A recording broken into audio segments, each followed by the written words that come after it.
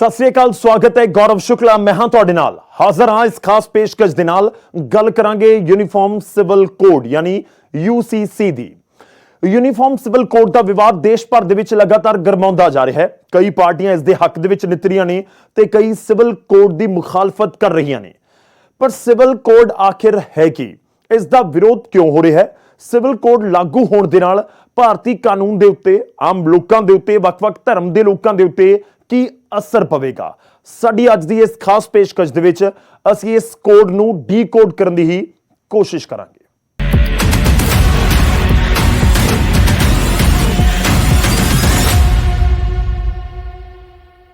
तो सवाल उठ रहा है कि पूरे देश दे विच इक्को कानून सारिਆਂ ਦੇ ਲਈ होवे, एक देश एक कानून लागू किया जाए। इस दियां तैयारियां हो रही ने। यह सवाल इसलिए क्योंकि सियासी फिजा दे विच उठ रही कंसूहां इस पासे इशारा करदियां ने कि सिविल कोड लागू किया जा सकता है। हालांकि इस दे उत्ते सुझाव ही मंगे गए ने।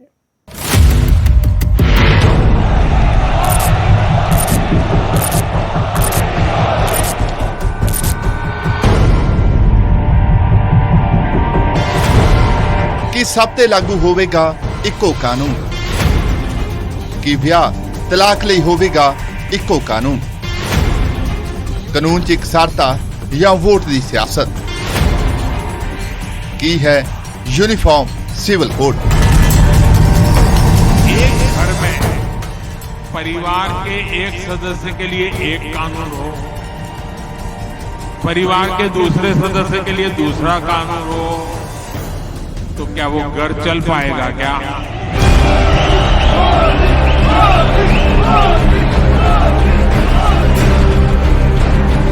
दो 2024 ਦੀਆਂ ਲੋਕ ਸਭਾ ਚੋਣਾਂ ਤੋਂ ਪਹਿਲਾਂ ਪ੍ਰਧਾਨ ਮੰਤਰੀ ਨਰਿੰਦਰ ਮੋਦੀ ਨੇ यूनिफॉर्म सिविल कोड यानी कि सब ਲਈ ਇੱਕ ਕਾਨੂੰਨ ਦਾ ਮੁੱਦਾ ਫਿਰ ਤੋਂ ਚੁੱਕਿਆ ਹੈ। ਪ੍ਰਧਾਨ ਮੰਤਰੀ ਨਰਿੰਦਰ ਮੋਦੀ ਨੇ ਸਾਫ਼ ਕੀਤਾ ਹੈ ਕਿ ਇੱਕ ਘਰ 'ਚ ਦੋ ਲੋਕਾਂ ਲਈ ਦੋ ਵੱਖਰੇ ਕਾਨੂੰਨ ਨਹੀਂ ਹੋ ਸਕਦੇ। एक घर में परिवार के एक सदस्य के लिए एक कानून हो, परिवार के दूसरे सदस्य के लिए दूसरा कानून हो, तो क्या वो घर चल पाएगा क्या? 140 ਕਰੋੜ ਦੀ ਆਬਾਦੀ ਵਾਲੇ ਮੁਲਕ 'ਚ ਸਾਰਿਆਂ ਲਈ ਕਾਨੂੰਨ ਵੱਖੋ-ਵੱਖ ਕਿਉਂ? ਇਸੇ ਸਵਾਲ ਨੂੰ ਆਧਾਰ ਬਣਾ ਕੇ ਭਾਜਪਾ ਵੱਲੋਂ ਦਾਅਵਾ ਕੀਤਾ ਜਾ ਰਿਹਾ ਹੈ ਕਿ ਅਜਿਹੀ ਕਾਨੂੰਨ ਵਿਵਸਥਾ ਨੂੰ ਲਾਗੂ ਕਰਨ ਦਾ ਜਿਸ 'ਚ ਸਾਰਿਆਂ ਲਈ ਇਕਸਾਰਤਾ ਵਾਲਾ ਕਾਨੂੰਨ ਲਾਗੂ ਕੀਤਾ ਜਾਵੇ। मध्य प्रदेश की राजधानी भोपाल च पार्टी कारकुनां नूं संबोधन करदिआं प्रधान मंत्री नरेंद्र मोदी ने दावा किया कि इस कानून दे आउण नाल देश के पछड़े वर्गां सने देश के मुस्लिम वर्ग का उद्धार होवेगा। उन्हां यूनीफॉर्म सिविल कोड का विरोध करने वालियां नूं भी निशाने ते लिया अते साफ किया कि अजिहे लोग देश के विकास च अड़िक्का बन रहे ने। आजकल हम देख रहे हैं कि यूनिफॉर्म सिविल कोड के नाम पर ऐसे लोगों को भड़काने का काम हो रहा है। आप मुझे बताइए, एक घर में परिवार के एक सदस्य के लिए एक कानून हो, परिवार के दूसरे सदस्य के लिए दूसरा कानून हो, तो क्या वो घर चल पाएगा क्या? कभी भी चल पाएगा क्या?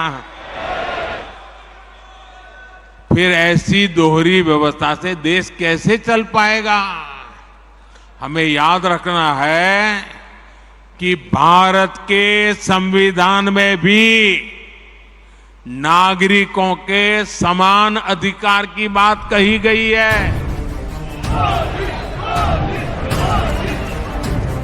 प्रधानमंत्री मोदी मुताबिक कुछ राजनीतिक पार्टियां वोट बैंक ਲਈ ਲੋਕਾਂ ਨੂੰ ਸਿਵਲ ਕੋਡ ਦੇ ਮੁੱਦੇ ਤੇ ਭੜਕਾ ਰਹੀਆਂ ਨੇ। ਉਹਨਾਂ ਦਾਅਵਾ ਕੀਤਾ ਕਿ ਭਾਰਤ ਦੀ ਸੁਪਰੀਮ ਕੋਰਟ ਤੱਕ ਵਾਰ-ਵਾਰ ਸਿਵਲ ਕੋਡ ਲਾਗੂ ਕਰਨ ਦੇ ਹੁਕਮ ਸੁਣਾ ਰਹੀ ਹੈ। साथियों, ये लोग हम पर आरोप लगाते हैं, लेकिन सच ये है कि यही लोग मुसलमान करते हैं। अगर ये मुसलमानों के सही मायने में हितैषी होते तो अधिकांश परिवार मेरे मुस्लिम भाई बहन शिक्षा में पीछे न रहते, रोजगार में पीछे न रहते, मुसीबत की जिंदगी जीने के लिए मजबूत नहीं रहते। और सुप्रीम कोर्ट ने बार बार कहा है, सुप्रीम कोर्ट डंडा मारती है, कह रही है कॉमन सिविल कोड लाओ।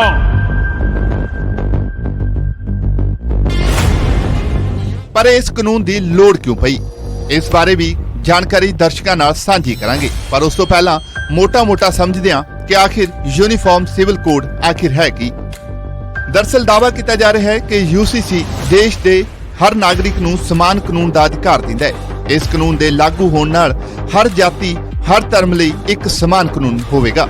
ਇਸ ਨਾਲ ਹਰ ਧਰਮ ਦੇ ਨਿੱਜੀ ਕਾਨੂੰਨ 'ਚ ਇਕਸਾਰਤਾ ਵੀ ਆਵੇਗੀ। ਇਸ ਨੂੰ ਥੋੜਾ ਹੋਰ ਵਿਸਤਾਰ ਨਾਲ ਸਮਝਦੇ ਹਾਂ। ਦਰਅਸਲ ਭਾਰਤ 'ਚ ਵੱਖ-ਵੱਖ ਭਾਈਚਾਰਿਆਂ 'ਚ ਉਹਨਾਂ ਦੇ ਧਰਮ, ਵਿਸ਼ਵਾਸ ਅਤੇ ਆਸਥਾ ਦੇ ਆਧਾਰ ਤੇ ਵਿਆਹ, ਤਲਾਕ, ਉੱਤਰਾਧਿਕਾਰ ਅਤੇ ਗੋਦ ਲੈਣ ਦੇ ਮਾਮਲਿਆਂ 'ਚ ਵੱਖੋ ਵੱਖਰੇ ਕਾਨੂੰਨ ਨੇ। ਹਾਲਾਂਕਿ ਦੇਸ਼ ਦੀ ਆਜ਼ਾਦੀ ਮਗਰੋਂ ਹੀ ਯੂਨੀਫਾਰਮ ਸਿਵਲ ਕੋਡ ਜਾਂ ਸਮਾਨ ਨਾਗਰਿਕਤਾ ਕੋਡ ਦੀ ਮੰਗ ਉੱਠਦੀ ਰਹੀ ਹੈ ਅਤੇ ਇਹ ਇੱਕ ਅਜਿਹਾ ਇਕਲੌਤਾ ਕਾਨੂੰਨ ਹੋਵੇਗਾ ਜਿਸ 'ਚ ਕਿਸੇ ਵੀ ਧਰਮ, ਲਿੰਗ ਆਦਿ ਦੀ ਪਰਵਾਹ ਨਹੀਂ ਕੀਤੀ ਜਾਵੇਗੀ। ਹਾਲਾਂਕਿ ਪ੍ਰਧਾਨ ਮੰਤਰੀ ਨਰਿੰਦਰ ਮੋਦੀ ਇਹ ਦਾਅਵਾ ਕਰ ਰਹੇ ਨੇ ਕਿ ਇਸ ਕਾਨੂੰਨ ਦੇ ਲਾਗੂ ਹੋਣ ਨਾਲ ਮੁਸਲਿਮ ਵਰਗ ਸਣੇ ਕਈ ਘੱਟ ਗਿਣਤੀ ਧਰਮਾਂ ਦੇ ਲੋਕਾਂ ਨੂੰ ਵੱਡਾ ਲਾਭ ਮਿਲੇਗਾ। ਪਰ ਕਿਤੇ ਨਾ ਕਿਤੇ ਵਿਰੋਧੀ ਇਸ ਨੂੰ 2024 ਦੀਆਂ ਲੋਕ ਸਭਾ ਚੋਣਾਂ ਨਾਲ ਜੋੜ ਰਹੇ ਨੇ। ਪਰ ਵੱਡਾ ਸਵਾਲ ਇਹ ਵੀ ਹੈ ਕਿ ਕੀ ਵਿਰੋਧੀ ਧਿਰਾਂ ਇਸ ਕਾਨੂੰਨ ਬਣਨ ਦੀ ਪ੍ਰਕਿਰਿਆ ਨੂੰ ਕੋਈ ਚੁਣੌਤੀ ਦੇ ਪਾਉਣਗੀਆਂ ਜਾਂ ਨਹੀਂ। Bureau report, news 18 Punjab.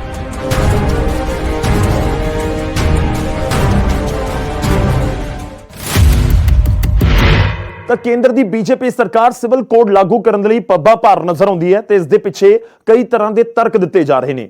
ਪਰ ਸਿਵਲ ਕੋਡ ਨੂੰ ਲੈ ਕੇ ਪ੍ਰਧਾਨ ਮੰਤਰੀ ਦੇ ਇਸ ਬਿਆਨ ਤੇ ਸਿਆਸਤ ਵੀ ਸ਼ੁਰੂ ਹੋ ਗਈ ਤੇ ਵਿਰੋਧੀ ਧਿਰਾਂ ਮਾਮਲੇ ਤੇ ਚੁੱਪ ਨਾ ਬੈਠਣ ਦੀ ਚੇਤਾਵਨੀ ਦੇ ਰਹੀਆਂ ਨੇ। एक घर में परिवार के एक सदस्य के लिए एक कानून हो, परिवार के दूसरे सदस्य के लिए दूसरा कानून हो, तो क्या वो घर चल पाएगा? क्या कभी भी चल पाएगा क्या? ਇੱਕ ਦੇਸ਼ ਇੱਕ ਕਾਨੂੰਨ। ਭਾਜਪਾ ਨੇ 2024 ਦੀਆਂ ਚੋਣਾਂ ਤੋਂ ਪਹਿਲਾਂ ਨਵਾਂ ਏਜੰਡਾ ਸਿਆਸੀ ਪਿੱਚ ਤੇ ਸੁੱਟ ਦਿੱਤਾ ਹੈ। नमस्कार। ਭੋਪਾਲ 'ਚ ਆਪਣੇ ਭਾਸ਼ਣ ਦੌਰਾਨ ਪ੍ਰਧਾਨ ਮੰਤਰੀ ਮੋਦੀ ਨੇ ਸਿਵਲ ਕੋਡ ਅਤੇ 3 ਤਲਾਕ ਨੂੰ ਲੈ ਕੇ ਵਿਰੋਧੀਆਂ ਤੇ ਸਵਾਲ ਚੁੱਕੇ, ਜਿਸ ਤੇ ਹੁਣ ਵਿਰੋਧੀ ਸਰਕਾਰ ਤੇ ਸਵਾਲ ਚੁੱਕ ਰਹੇ ਨੇ। ਕਈ ਪੱਖ 'ਚ ਨੇ ਅਤੇ ਕਈ ਵਿਰੋਧ ਵਿੱਚ। और सुप्रीम कोर्ट ने बार बार कहा है, सुप्रीम कोर्ट डंडा मारती है, कह रही है कॉमन सिविल कोड लाओ। आर्टिकल 44 इसका समर्थन करती है, तो सैद्धांतिक रूप से हम इसका समर्थन करते हैं। ਜਦੋਂ ਤੁਸੀਂ ਜ਼ਬਰਦਸਤੀ ਸਾਰਿਆਂ ਦੇ ਉੱਤੇ ਇੱਕ ਯੂਨੀਫਾਰਮ ਸਿਵਲ ਕੋਡ ਠੋਸਣ ਦੀ ਕੋਸ਼ਿਸ਼ ਕਰੋਗੇ, ਉਹਦੇ ਨਾਲ ਉਸ ਧਰਮ ਦੇ ਲੋਕੀ ਜਿਹੜੇ ਆ ਉਹ ਠੀਕ ਮਹਿਸੂਸ ਨਹੀਂ ਕਰਦੇ। ਪਰ ਸਿਆਸੀ ਵਿਰੋਧੀ ਸਿਵਲ ਕੋਡ ਬਾਰੇ ਕੀ ਕਹਿੰਦੇ ਨੇ? ਇਸ ਤੋਂ ਜ਼ਿਆਦਾ ਜ਼ਰੂਰੀ ਇਹ ਜਾਣਨਾ ਹੈ ਕਿ ਖੁਦ ਸਿਵਲ ਕੋਡ ਕੀ ਕਹਿੰਦਾ ਹੈ ਅਤੇ ਮੌਜੂਦਾ ਸਮੇਂ ਦੇਸ਼ ਭਰ 'ਚ ਕਿਹੜੇ ਧਰਮ ਲਈ ਕਾਨੂੰਨ ਇੱਕੋ ਜਿਹਾ ਹੈ ਅਤੇ ਕਿਹੜੇ ਧਰਮ ਲਈ ਵੱਖੋ-ਵੱਖ ਕਾਨੂੰਨ ਨੇ। ਦਰਅਸਲ ਸਿਵਲ ਕੋਡ ਵਿਆਹ, ਤਲਾਕ, ਸੰਪत्ति, ਉੱਤਰਾਧਿਕਾਰੀ ਤੋਂ ਲੈ ਕੇ ਗੋਦ ਲੈਣ ਤੱਕ ਦੇ ਕਾਨੂੰਨਾਂ 'ਚ ਬਦਲਾਅ ਨੂੰ ਲੈ ਕੇ ਆਵੇਗਾ। ਪਰ ਮੌਜੂਦਾ ਸਮੇਂ ਵਿਆਹ, ਤਲਾਕ, ਸੰਪत्ति ਲਈ ਹਿੰਦੂ, ਸਿੱਖ, ਜੈਨ, ਬੌਧ ਧਰਮ 'ਚ ਇੱਕੋ ਕਾਨੂੰਨ ਲਾਗੂ ਹੁੰਦਾ ਹੈ, ਜਦਕਿ ਮੁਸਲਿਮ, ਈਸਾਈ, ਪਾਰਸੀ ਅਤੇ ਯਹੂਦੀ ਲੋਕਾਂ 'ਚ ਵਿਆਹ, ਤਲਾਕ, ਸੰਪत्ति ਲਈ ਆਪਣਾ ਅਲੱਗ ਪਰਸਨਲ ਲਾਏ। ਭਾਵ ਕਿ ਇਹਨਾਂ ਧਰਮਾਂ ਦੇ ਲੋਕਾਂ ਤੇ ਉਹਨਾਂ ਦੇ ਧਰਮ ਦੇ ਮੁਤਾਬਕ ਕਾਨੂੰਨ ਲਾਗੂ ਹੁੰਦੇ ਨੇ। ਤੇ ਨਵਾਂ ਸਿਵਲ ਕੋਡ ਜੇਕਰ ਲਾਗੂ ਕੀਤਾ ਜਾਂਦਾ ਹੈ ਤਾਂ ਇਸ ਦਾ ਅਸਰ तमाम ਧਰਮਾਂ 'ਚ ਵਿਆਹ, ਤਲਾਕ, ਗੁਜ਼ਾਰਾ ਭੱਤਾ, ਬੱਚਿਆਂ ਦੀ ਜ਼ਿੰਮੇਵਾਰੀ, ਉੱਤਰਾਧਿਕਾਰ, ਸੰਪत्ति, ਗੋਦ ਲੈਣ ਦੀ ਪ੍ਰਕਿਰਿਆ ਅਤੇ ਵਿਰਾਸਤ ਵਰਗੇ ਮਾਮਲਿਆਂ ਤੇ ਸਿੱਧੇ ਤੌਰ ਤੇ ਪਏਗਾ। ਤਾਂ ਸਾਫ਼ ਹੈ ਕਿ ਸਿਵਲ ਕੋਡ ਦੇ ਆਉਣ ਨਾਲ तमाम ਧਰਮਾਂ ਦੇ ਲੋਕ ਕਾਨੂੰਨ ਦੀ ਇੱਕੋ ਡੋਰੀ 'ਚ ਬੱਝੇ ਜਾਣਗੇ। ਉਧਰ ਸਿਵਲ ਕੋਡ ਦਾ ਆਈਡੀਆ ਜਨਤਕ ਹੋਇਆ ਤਾਂ ਲੋੜ ਸੀ ਸਿਆਸੀ ਪ੍ਰਤੀਕਰਮਾਂ ਦੀ। ਯੂਨੀਫਾਰਮ ਸਿਵਲ ਕੋਡ ਤੇ ਪ੍ਰਧਾਨ ਮੰਤਰੀ ਨਰਿੰਦਰ ਮੋਦੀ ਦੇ ਬਿਆਨ ਤੋਂ ਬਾਅਦ ਕਾਂਗਰਸ ਮਾਮਲੇ ਤੇ ਚੁੱਪ ਨਾ ਰਹਿਣ ਦੀ ਗੱਲ ਆਖ ਰਹੀ ਹੈ। ਪਾਰਟੀ ਆਗੂ ਮਨੀਸ਼ ਤਿਵਾਰੀ ਨੇ ਕਿਹਾ ਹੈ ਕਿ ਭਾਵੇਂ ਉਹ ਸਿੱਖ ਧਰਮ ਹੋਵੇ ਜਾਂ ਫਿਰ ਹਿੰਦੂ ਧਰਮ, ਸਭ ਦਾ ਆਪਣਾ ਸਿਵਲ ਕੋਡ ਪਹਿਲਾਂ ਹੀ ਮੌਜੂਦ ਹੈ। ਅਜਿਹੇ 'ਚ ਨਵਾਂ ਸਿਵਲ ਕੋਡ ਲਿਆਉਣ ਦਾ ਕੋਈ ਵੀ ਮਤਲਬ ਨਹੀਂ ਰਹਿ ਜਾਂਦਾ। अब इस देश के बहुत बड़े समुदाय इसका विरोध कर रहे हैं। जैसे अगर आप सिख समुदाय की बात कर लो, मैं उस क्षेत्र का प्रतिनिधित्व करता हूँ जहाँ पे श्री गुरु गोबिंद सिंह जी महाराज ने खालसा पंथ की सिर्जना की थी 13 अप्रैल 1699 को। अब भारत के कानून ने, भारत की संसद ने आनंद मैरिज एक्ट बनाया है। तो अगर आप यूनिफॉर्म सिविल कोड की बात करते हैं तो उस आनंद मैरिज एक्ट का क्या औचित्य होगा। इसी तरह से हिंदू धर्म में ही अलग अलग पद्धतियां हैं जिसके तहत विवाह होते हैं, जिसके तहत इनहेरिटेंस और बाकी चीज़ों को मुकर्रर किया जाता है।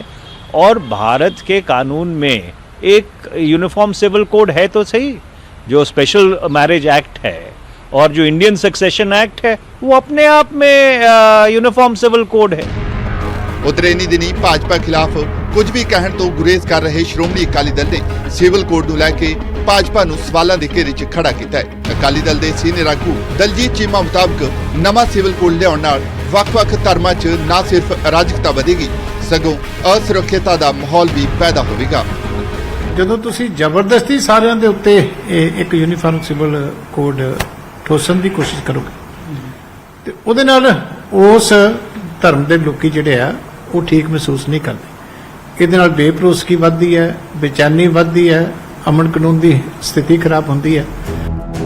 ਹਾਲਾਂਕਿ ਜਦੋਂ ਆਮ ਆਦਮੀ ਪਾਰਟੀ ਦੇ ਰਾਜ ਸਭਾ ਮੈਂਬਰ ਸੰਦੀਪ ਪਾਠਕ ਤੋਂ ਸਿਵਲ ਕੋਡ ਨੂੰ ਲੈ ਕੇ ਸਵਾਲ ਪੁੱਛਿਆ ਗਿਆ ਤਾਂ ਉਹਨਾਂ ਸਿਧਾਂਤਕ ਤੌਰ ਤੇ ਇਸ ਦੇ ਸਮਰਥਨ ਦੀ ਗੱਲ ਆਖੀ। ਸੰਦੀਪ ਪਾਠਕ ਮੁਤਾਬਕ ਦੇਸ਼ 'ਚ ਕੁਝ ਅਜਿਹੇ ਮੁੱਦੇ ਨੇ ਜਿਨ੍ਹਾਂ ਨੂੰ ਆਉਣ ਵਾਲੇ ਸਮੇਂ 'ਚ ਨਹੀਂ ਬਦਲਿਆ ਜਾ ਸਕਦਾ। ਇਸ ਦੌਰਾਨ ਉਹਨਾਂ ਸਿਵਲ ਕੋਡ ਲਾਗੂ ਕਰਨ ਤੋਂ ਪਹਿਲਾਂ तमाम ਪਾਰਟੀਆਂ ਨਾਲ ਇਸ ਬਾਰੇ ਵਿਚਾਰ ਚਰਚਾ ਤੇ ਜ਼ੋਰ ਦਿੱਤਾ। सैद्धांतिक रूप से हम यूसीसी का समर्थन करते हैं। संविधान में भी आप ऐसे देखेंगे तो आर्टिकल 44 इसका समर्थन करती है, तो सैद्धांतिक रूप से हम इसका समर्थन करते हैं। लेकिन हमारा ये मानना है कि यह एक ऐसा मुद्दा है जिस पर सभी विपक्षी दलों से, सभी संप्रदाय के लोगों से बैठकर बातचीत करके कंसेंसस और सबको एक मत में लाकर ही इसको आगे जाना चाहिए। मतलब ये कि अगर बातचीत और सहमति से सब एक साथ आते हैं तो इसको लागू करने में कोई दिक्कत नहीं है। इन प्रिंसिपल सैद्धांतिक रूप से हम इस पर अग्री करते हैं। ਸੋ ਕੁੱਲ ਮਿਲਾ ਕੇ ਇਸ ਪੂਰੇ ਮਾਮਲੇ ਤੇ ਜੋ ਦਾਅਵੇਦਾਰੀ ਕੀਤੀ ਜਾ ਰਹੀ ਹੈ ਉਸ ਦੇ ਲਈ ਸੰਵਿਧਾਨ 'ਚ ਜ਼ਿਕਰ ਨੂੰ ਆਧਾਰ ਬਣਾਇਆ ਗਿਆ ਹੈ। ਪਰ ਕੀ ਇਸ ਤੇ ਸਾਰੀਆਂ ਸਿਆਸੀ ਧਿਰਾਂ ਦੀ ਰਾਏ ਲਈ ਜਾਵੇਗੀ ਇਹ ਵੇਖਣਾ ਬਾਕੀ ਹੈ। Bureau report, news 18 Punjab. ਹੁਣ ਜਦੋਂ ਕੇਂਦਰ ਸਰਕਾਰ ਇੱਕ ਦੇਸ਼ ਦੇ ਵਿੱਚ ਸਾਂਝਾ ਸਿਵਲ ਕਾਨੂੰਨ ਲਿਆਉਣ ਦੀ ਤਿਆਰੀ ਕਰ ਰਹੀ ਹੈ ਜਾਂ ਫਿਰ ਕਹੀਏ ਕਿ ਬਿਆਨ ਦਿੱਤੇ ਜਾ ਰਹੇ ਨੇ ਤਾਂ ਅਜਿਹੇ 'ਚ ਸਵਾਲ ਉੱਠਦਾ ਹੈ ਕਿ ਇਸ ਦਾ ਪੰਜਾਬ ਨੂੰ ਵੀ ਕੋਈ ਅਸਰ ਪਵੇਗਾ, ਕੋਈ ਨਫਾ ਨੁਕਸਾਨ ਪੰਜਾਬ ਨੂੰ ਵੀ ਹੋ ਸਕਦਾ ਹੈ।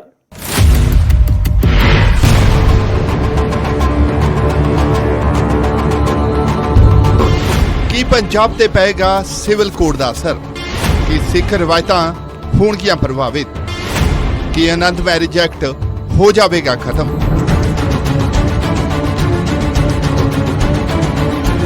यूनिफॉर्म सिविल कोड का आम आदमी पार्टी की हाईकमांड ने खुल के समर्थन किया है, पर दूजे पासे अकाली दल सने श्रोमणी कमेटी इस नवे कानून नूं घट गिणती वाली खतरा दस रही है। श्रोमणी कमेटी के प्रधान हरजिंदर सिंह धामी मानते हैं कि सिविल कोड केंद्र सरकार की हिंदू राष्ट्र नीति का हिस्सा है और इस नाल सिखां दीआं रवायतां अते सभ्याचार इक्को झटके च खत्म हो जाएगा। ठीक है, यूनीफाइड सिविल कोड जिहड़ा ये मैं समझदा ये जिहड़ा बहुत पछाई ਤੇ ਇਹ ਯੂਨੀਅਨ ਆਫ ਇੰਡੀਆ ਆ, ਇੱਥੇ ਵੱਖ-ਵੱਖ ਸਟੇਟਾਂ ਆ, ਵੱਖ-ਵੱਖ ਸਟੇਟਾਂ ਦਾ ਵੱਖ-ਵੱਖ ਕਲਚਰ ਆ ਤੇ ਜੇ ਵੀ ਇਦਾਂ ਦਾ ਕੋਈ ਫੋਰਸ ਕਰਾਂਗੇ ਆਪਾਂ ਜਿੱਦਾਂ ਯੂਨੀਫਾਈਡ ਸਿਵਲ ਕੋਡ ਦੇ ਤੌਰ ਦੇ ਉੱਤੇ ਤੇ ਸਾਡੀਆਂ ਰਵਾਇਤਾਂ ਵੀ ਖਤਮ ਹੋ ਜਾਣਗੀਆਂ, ਕਲਚਰ ਵੀ ਖਤਮ ਹੋ ਜਾਣਗੇ ਤੇ ਬਹੁਤ ਸਾਰੇ ਲੋਕਾਂ ਦੀਆਂ ਭਾਵਨਾਵਾਂ ਵੀ ਜਿਹੜੀਆਂ ਇੰਜਰ ਹੋਣਗੀਆਂ। ਅਸੀਂ ਤਾਂ ਮੁੰਡੋਂ ਹੀ ਇਹਦੇ ਇੱਕ ਉਹਨੇ ਕੁਐਸਚਨਰ ਭੇਜੇ ਸੀ, ਅਸੀਂ ਤਾਂ ਉਹਦੇ ਰਿਪਲਾਈ ਦਿੱਤਾ, ਚਿੱਠੀ ਸਿੱਧੀ ਲਿਖੀ ਆ ਵੀ ਇਹਨੂੰ ਲਾਗੂ ਨਾ ਕੀਤਾ ਜਾਵੇ। जबकि दिल्ली सिख गुरुद्वारा मैनेजमेंट कमेटी के साबका प्रधान मनजीत सिंह जीके ने यूनीफॉर्म सिविल कोड ते अपना स्टैंड क्लीयर किया है। जीके मुताबिक हर धर्म की अपनी मर्यादा है अते ओह इस ते कोई भी कॉम्प्रोमाइज नहीं करनगे। जीके ने तो इत्थों तक कह दिता कि हुण जो सिविल कोड लागू करने की गल कर रहे ने कल नूं ओही सिखां नूं किरपान अते दस्तार ना पाउण लई आखणगे। हरेक धर्म की अपनी मर्यादा हैगी है। जे सानू किरपान की गल है, जे आनंद मैरिज एक्ट की गल है, या साडे ਇੱਥੇ ਹੋਰ ਐਸੇ ਕਾਨੂੰਨ ਨੇ ਜਿਹੜੇ ਸਾਡੇ ਤੇ ਲਾਗੂ ਹੁੰਦੇ ਨੇ, ਉਹ ਕਿਵੇਂ ਹੋ ਸਕਦਾ? ਕੱਲ ਨੂੰ ਤੁਸੀਂ ਕਹਿ ਦਿਓਗੇ ਕਿ ਅਸੀਂ ਦਸਤਾਰ ਨਹੀਂ ਬੰਨ੍ਹ ਸਕਦੇ, ਕੱਲ ਨੂੰ ਤੁਸੀਂ ਕਹਿ ਦਿਓਗੇ ਕਿ ਅਸੀਂ ਕਿਰਪਾਨ ਨਹੀਂ ਪਾ ਸਕਦੇ। ਪਿੱਛੇ ਹੁਣ ਤੁਸੀਂ ਦੇਖਿਆ ਸੀਗਾ ਕਿ ਇੱਕ ਜਿਹੜਾ ਉਹ ਹੈਗਾ ਸੀਗਾ ਮੈਜਿਸਟ੍ਰੇਟ, ਉਸਨੇ ਆਰਡਰ ਕਰ ਦਿੱਤਾ ਸੀ ਗੁਰਦੁਆਰੇ ਦੇ ਵਿੱਚ ਇੰਨੇ ਵਜ ਕੇ ਇੰਨੇ ਮਿੰਟ ਤੇ ਆਓਗੇ, ਇੰਨੀ ਦੇਰ ਪਾਠ ਕਰੋਗੇ, ਤੁਸੀਂ ਚਲੇ ਜਾਓਗੇ। ਸੋ ਇਹ ਧਾਰਮਿਕ ਆਜ਼ਾਦੀ ਨਾਲ ਕੰਪਰੋਮਾਈਜ਼ ਨਹੀਂ ਹੋ ਸਕਦਾ। ਪਰ ਇਸ ਵਿਚਾਲੇ ਇੱਕ ਹੋਰ ਮੁੱਦਾ ਵੀ ਖੜਾ ਹੋ ਗਿਆ ਹੈ। ਦਰਅਸਲ UCC ਦਾ ਸਮਰਥਨ ਕਰਨ ਲਈ ਵਿਰੋਧੀ ਆਪ ਨੂੰ ਘੇਰਨ ਲੱਗੇ ਨੇ ਅਤੇ ਮੁੱਖ ਮੰਤਰੀ ਭਗਵੰਤ ਮਾਨ ਤੋਂ UCC ਤੇ ਉਹਨਾਂ ਦਾ ਸਟੈਂਡ ਸਪਸ਼ਟ ਕਰਨ ਲਈ ਸਵਾਲ ਪੁੱਛਿਆ ਜਾ ਰਿਹਾ ਹੈ। ਉਧਰ ਅਕਾਲੀ ਦਲ ਨੇ ਯੂਨੀਫਾਰਮ ਸਿਵਲ ਕੋਡ ਦੇ ਮੁੱਦੇ ਤੇ ਆਪ ਨੂੰ ਭਾਜਪਾ ਦੀ ਬੀ ਟੀਮ ਕਰਾਰ ਦਿੱਤਾ ਹੈ, ਜਦਕਿ ਕਾਂਗਰਸੀ ਆਗੂ ਮਨੀਸ਼ ਤਿਵਾੜੀ ਆਨੰਦ ਮੈਰਿਜ ਐਕਟ ਨੂੰ ਲੈ ਕੇ ਆਮ ਆਦਮੀ ਪਾਰਟੀ ਤੋਂ ਸਵਾਲ ਪੁੱਛ ਰਹੇ ਨੇ।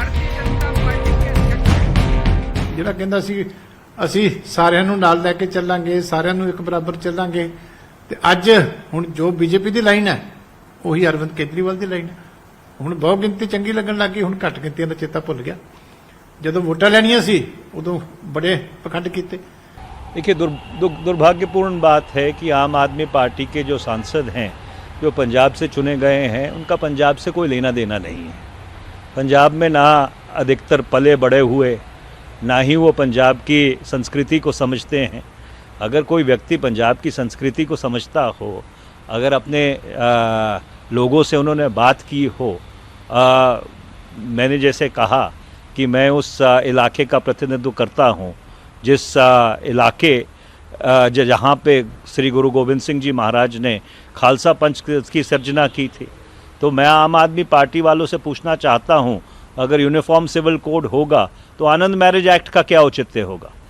तकलीफ़ ये है जब आप ऐसे लोगों को संसद में भेज देते हैं किसी प्रदेश से जिनका उस प्रदेश से कोई लेना देना नहीं है, ना उसके उनके लोगों को समझते हैं, ना उनकी संस्कृति समझते हैं, तो इस तरह के बेतुके बयान देते हैं।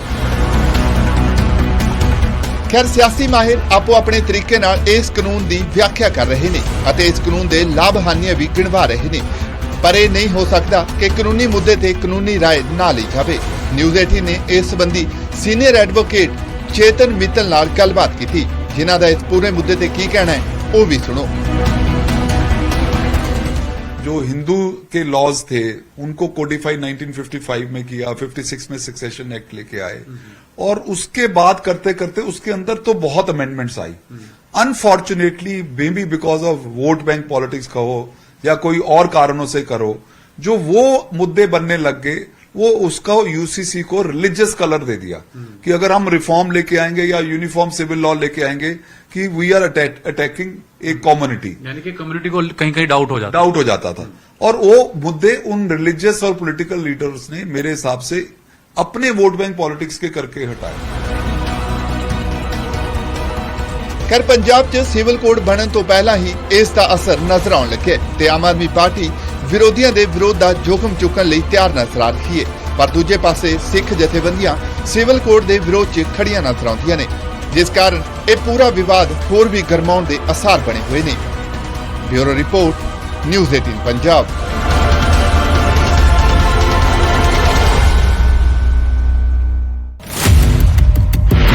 ਤਾਂ ਬੇਸ਼ੱਕ ਸਿਵਲ ਕੋਡ ਨੂੰ ਲੈ ਕੇ ਵਿਚਾਰ ਤਕਰਾਰ ਚੱਲ ਰਹੀ ਹੈ, ਵਿਰੋਧੀ ਸਿਵਲ ਕੋਡ ਦਾ ਵਿਰੋਧ ਕਰ ਰਹੇ ਨੇ, ਪਰ ਇਸ ਵਿਚਾਲੇ ਲਾਅ ਐਂਡ ਆਰਡਰ ਮਾਮਲਿਆਂ ਦੀ ਪਾਰਲੀਮੈਂਟਰੀ ਕਮੇਟੀ ਨੇ ਇਸ ਮੁੱਦੇ ਦੇ ਉੱਤੇ ਬੈਠਕ ਸੱਦੀ, ਯਾਨੀ ਕਿ ਸਿਵਲ ਕੋਡ ਲਾਗੂ ਕਰਨ ਦੀ ਤਿਆਰੀ ਜ਼ੋਰਾਂ ਸ਼ੋਰਾਂ ਦੇ ਨਾਲ ਹੋ ਰਹੀ ਹੈ।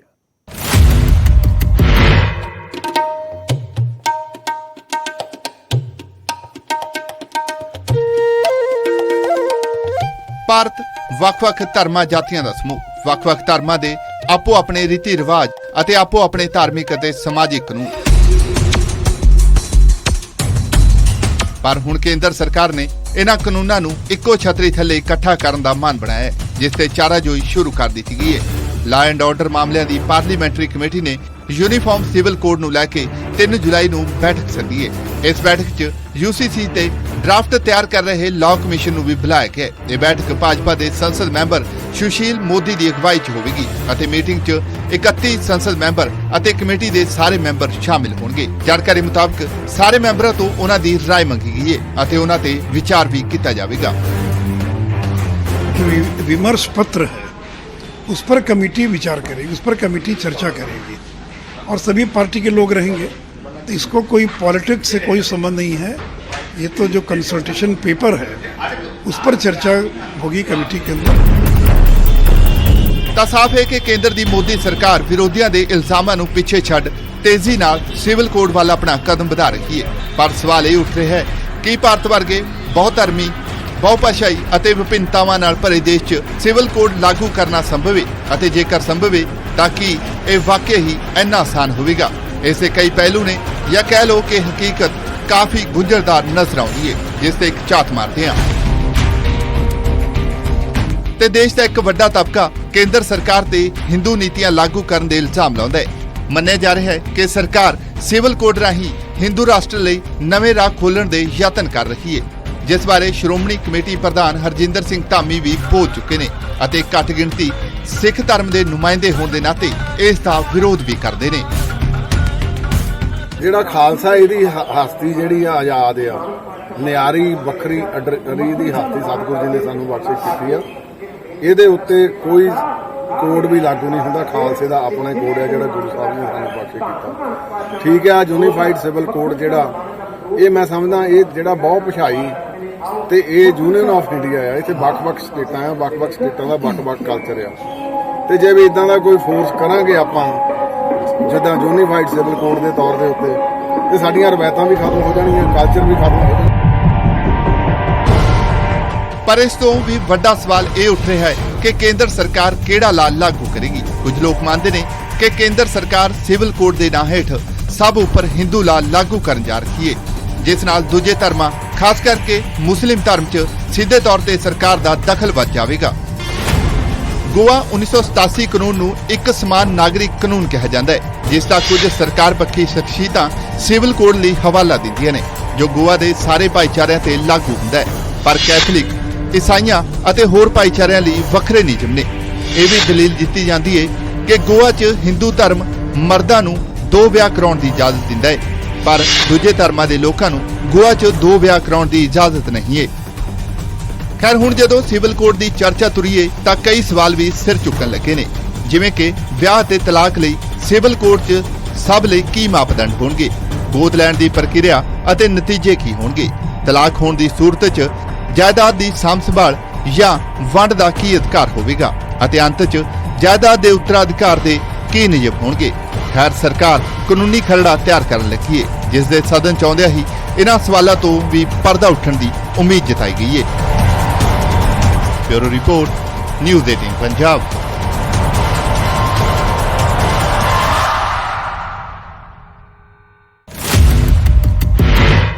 ਤਾਂ ਹੁਣ ਸਵਾਲ ਇਹੀ ਹੈ ਕਿ ਸਿਵਲ ਕੋਡ ਦੇ ਉੱਤੇ ਕਿਆ ਸਭ ਦੀ ਇੱਕ ਰਾਏ ਬਣ ਸਕੇਗੀ। ਵੱਖ-ਵੱਖ ਧਰਮਾਂ ਦੀ ਰਾਏ ਤੋਂ ਬਾਅਦ ਹੀ ਇਸ ਨੂੰ ਇੰਪਲੀਮੈਂਟ ਕੀਤਾ ਜਾਏਗਾ। ਇੰਪਲੀਮੈਂਟ ਕਰਨ ਬਾਰੇ ਸੋਚਿਆ ਜਾ ਸਕਦਾ ਹੈ। ਇੱਕ ਮੁੱਦਾ ਇਹ ਵੀ ਹੈ ਕਿ ਸਿਵਲ ਕੋਡ ਦਾ ਪੂਰਾ ਇਸ਼ੂ 2024 ਦੀਆਂ ਲੋਕ ਸਭਾ ਚੋਣਾਂ ਦੇ ਵਿੱਚ ਵੀ ਗੂੰਜਦਾ ਹੋਇਆ ਨਜ਼ਰ ਆ ਸਕਦਾ ਹੈ। UCC ਦੇ ਉੱਤੇ ਅੱਗੇ ਵੀ ਅਪਡੇਟ ਤੁਹਾਡੇ ਤੱਕ ਪਹੁੰਚਾਉਂਦੇ ਰਹਾਂਗੇ। ਫਿਲਹਾਲ ਦੇ ਲਈ ਮੈਨੂੰ ਇਜਾਜ਼ਤ ਦਿਓ। ਤੁਸੀਂ ਜੁੜੇ ਰਹੋ ਨਿਊਜ਼ 18 ਪੰਜਾਬ ਹਰਿਆਣਾ ਦੇ ਨਾਲ।